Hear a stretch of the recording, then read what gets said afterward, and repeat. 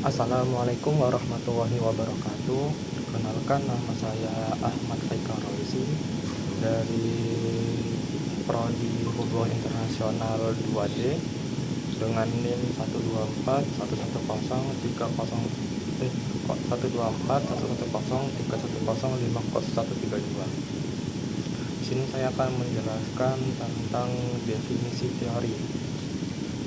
Nah, pertama, hubungan internasional itu sebagai bidang penyelidik yang terlepas dari kata sifat internasional bukan hanya sekedar berkaitan dengan hubungan antar negara saja, seperti kerjasama bilateral, multilateral, dan kerjasama regional, melainkan juga berkaitan dengan aktor-aktor lain seperti organisasi internasional, perusahaan multilateral, organisasi lingkungan, dan kelompok-kelompok teroris lainnya.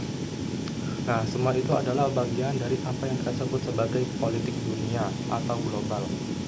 Nah, di luar itu semua, hubungan internasional juga mencakup keseimbangan kekuasaan politik antar negara, mempengaruhi struktur ekonomi di tingkat global, dan hukum, norma, dan etika internasional. Nah, teori hubungan internasional ini memiliki 3 konsep. Yang pertama, epistemologi, yang kedua, metodologi, yang ketiga adalah ontologi. Nah, saya akan menjelaskan tentang epistemologi.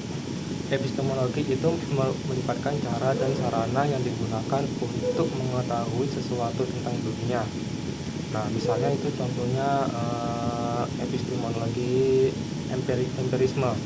Nah, empirisme itu merupakan pandangan bahwa satu-satunya alasan untuk membuat dirinya diterima kebenarannya adalah dengan cara melalui pengamatan langsung menggunakan indera kita.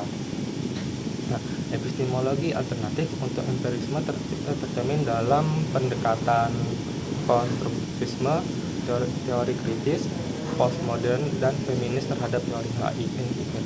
Terus kemudian saya akan menjelaskan tentang metodologi. Nah, metodologi itu merupakan metode penelitian dan analisis atau seperangkat aturan untuk praktek aktual penyelidikan hubungan internasional. Nah, hal ini mungkin dapat melibatkan metode kuantitatif atau non-kuantitatif untuk menguji secara empiris hipotesis yang kita hasilkan. Kemudian yaitu adalah ontologi. Nah, ontologi ini mengacu pada bagaimana kita masing-masing memandang dunia. Nah, bagaimana kita melihat atau memahami esensi dari hal-hal sekitar kita. Salah satu ahli teori international relation yaitu seperti S.B.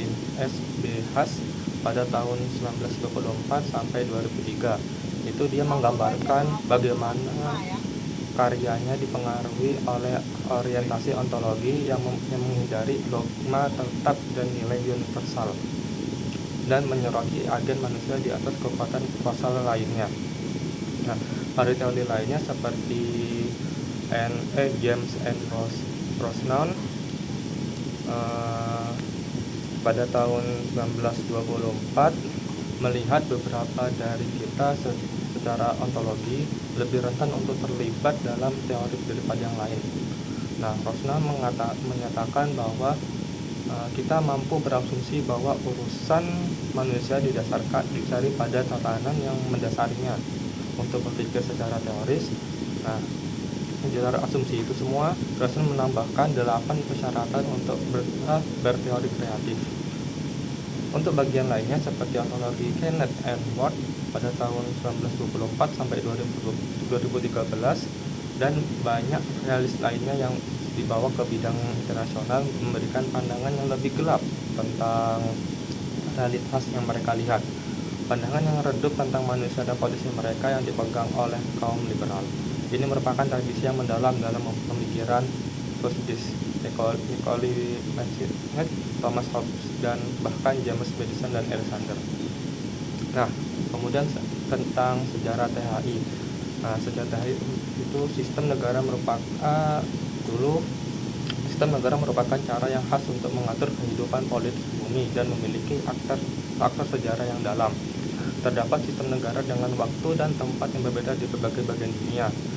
Namun, subjek international relation atau hubungan internasional secara konvensional berasal dari era modern yang dari Eropa. Ketika negara-negara berdasarkan wilayah yang berdekatan, salah satu gagasan yang mendasar dalam international relation yaitu bahwa hubungan antar negara harus dijaga dan dalam bentuk keseimbangan. Tampaknya telah dirumuskan pertama kali di negarawan Florence de Medici pada tahun abad ke-15. Nah, pada abad ke-16 ia mendapatkan daya tarik yang lebih umum di kalangan terpelajar di Eropa sebagai reaksi terhadap aspirasi hegemoni penguasaan Habsburg Spanyol Charles V dan putranya yaitu Philip II. Sejak abad ke-18, hubungan antara negara-negara merdeka telah diberi label hubungan internasional.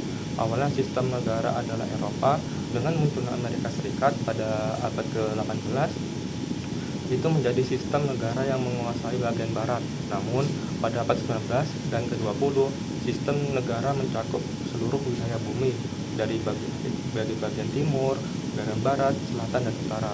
Nah, saat ini international relation adalah studi tentang sistem negara global dari berbagai perspektif dunia. Nah, kemudian peran teori dalam hubungan internasional.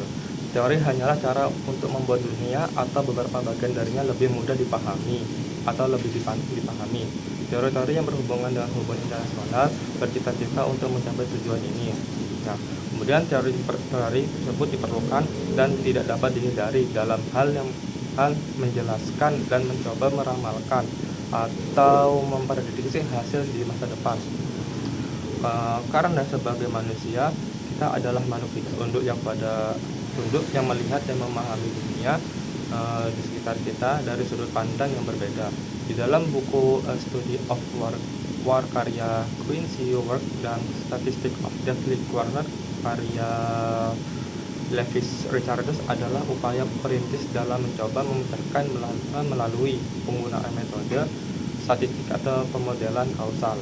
Teori-teori umum yang berusaha untuk memberikan penjelasan langka tentang sebab perang atau fenomena lain kurang umum daripada teori-teori parsial yang menengah.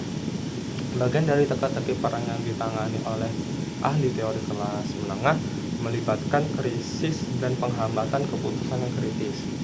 Kemudian level analisis dalam teori. Tingkat analisis merupakan dalam hubungan internasional ada beberapa tingkatan analisis yang berbeda-beda. Yang pertama, tingkat analisis pertama yaitu dibedakan menjadi individu dan kelompok, terus negara dan masyarakat, dan sistem secara keseluruhan, yaitu yang terakhir mengacu pada negara, organisasi, individu atau kelompok, kelas, dan esensial lainnya. Dalam hubungan internasional, untuk tingkat analisis mencakup yang pertama, sistem internasional, yaitu seperti distribusi kekuasaan antar negara, geografis, teknologi, dan faktor lainnya. Yang kedua yaitu negara. Ya, negara itu seperti sering diperlakukan sebagai aktor terpadu, dan masyarakat domestik atau nasional seperti demokratis, otoriter, dan lain-lain. Yang ketiga yaitu kelompok seperti dalam politik birokrat dan dinamika kelompok. Dan yang keempat yaitu individu seperti dalam psikologi, persepsi, dan sistem kepercayaan. Yang terakhir adalah aplikasi THI atau teori hubungan internasional. Dunia teori adalah dunia abstrak. Nah, teori mungkin benar-benar ada terpisah dari fakta. Teori yang relevan dengan kebijakan mungkin memiliki tujuan eksplisit yang berasal dari preferensi nilai ahli teori, seperti mengurangi kemungkinan perang atau melakukan perlombaan senjata. Teori sebenarnya adalah cara untuk terlibat dalam dunia yang semakin mengglobal, yang melampaui berita utama saat ini.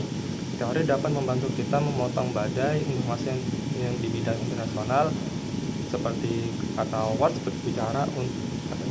Banyak ahli teori dengan orientasi positif terhadap hubungan internasional. Dia menambahkan bahwa teori menjelaskan dan kadang-kadang dapat mengantisipasi atau memprediksi hasil.